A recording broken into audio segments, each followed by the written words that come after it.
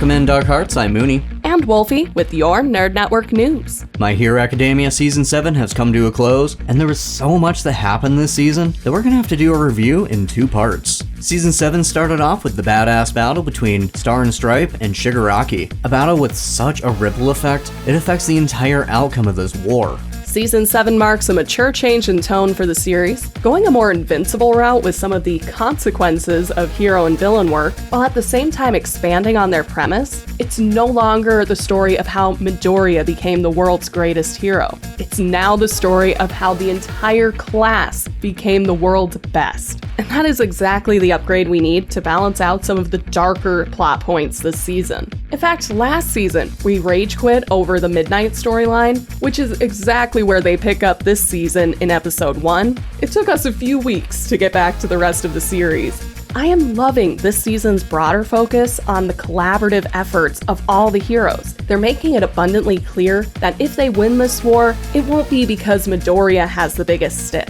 It's because of the team effort of all of the classmates. We see Mei in the basement working around the clock to create any tech that could give the heroes an advantage. Monoma also gets highlighted from Class 2, his powers come in handy. And the return of Shinzo. I know we were all excited last season to see him joining Class 1A. Those plans may have been delayed, but he has turned into such an asset this season.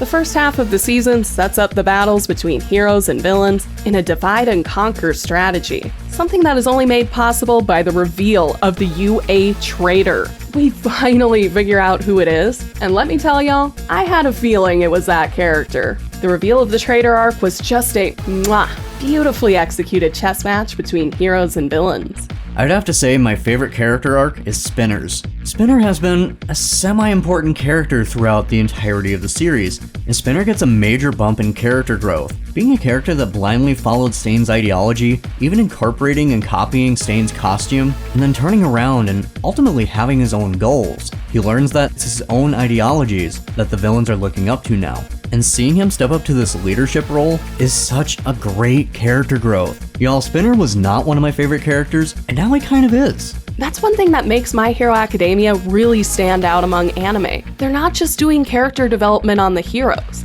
they equally develop their villains.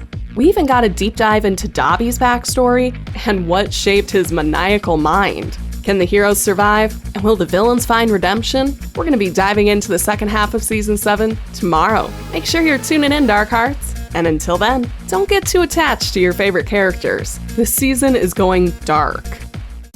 NNN would like to thank our listeners for tuning in. And our radio sponsor, 88.1 FM, KVSC, your sound alternative.